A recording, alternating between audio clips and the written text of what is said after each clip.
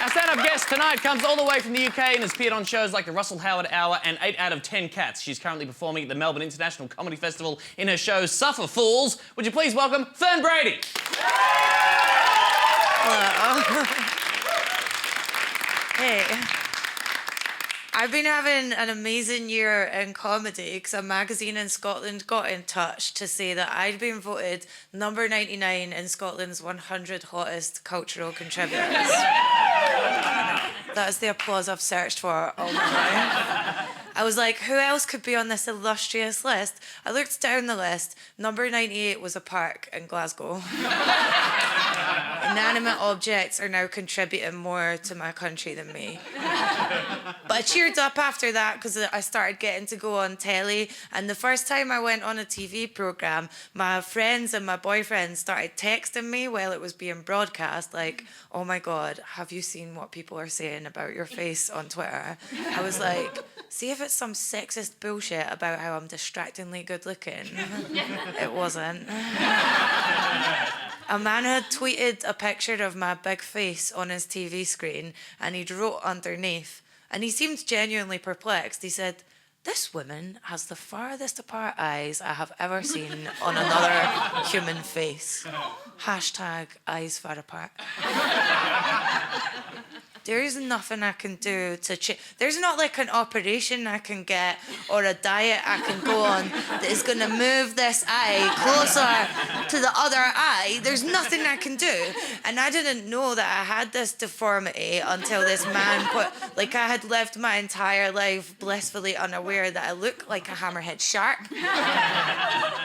And I was crying when I saw this, right? And I went to dab the tears away from my face, man. But as I did it, I realised I couldn't find a tissue wide enough to dab my horrible, far apart eyes. So I just let the tears form two separate puddles on the ground. Like a sad, overgrown pug.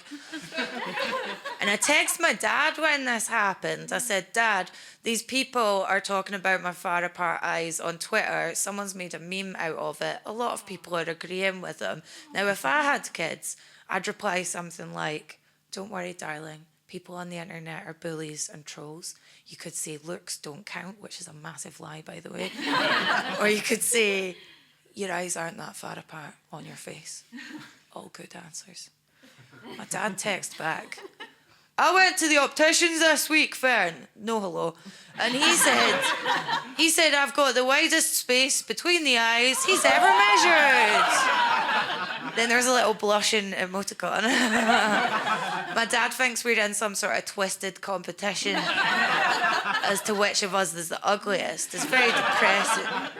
Very depressing, man. I don't take antidepressants anymore, though, because they ruin my fun-loving personality. And I don't know if you guys have found this. Anytime I took Prozac in the past, my dick didn't work, so no thank you.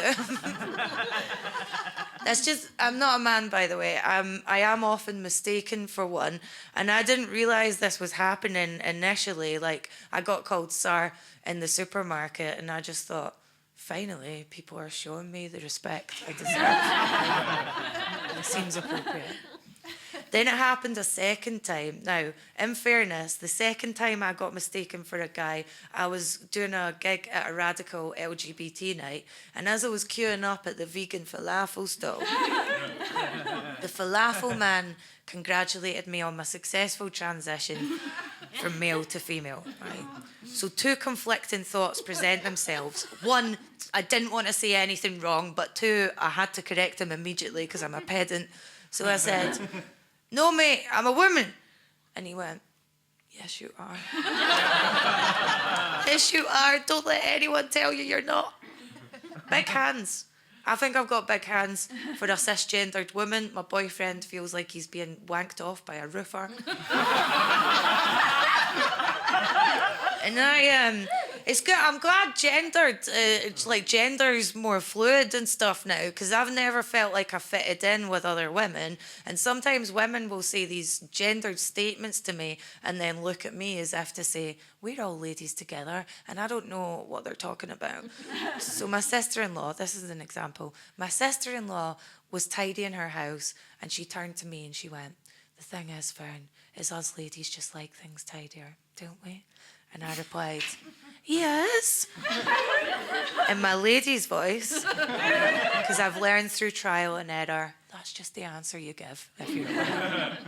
In my head, I was like, what is she talking about, us ladies like things tidier?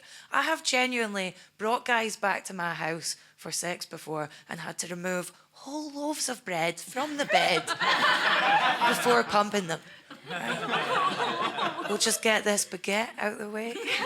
Then we can act like neither of us have witnessed this.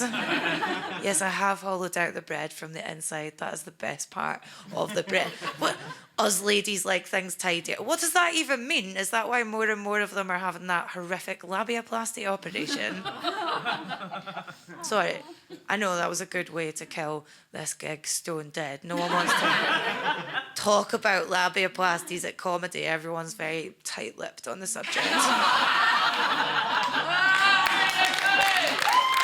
That was great, Fern. Thank you so much. Oh. Thanks for having me. Thank you, Fern Brady. Give it up. Oh, shit.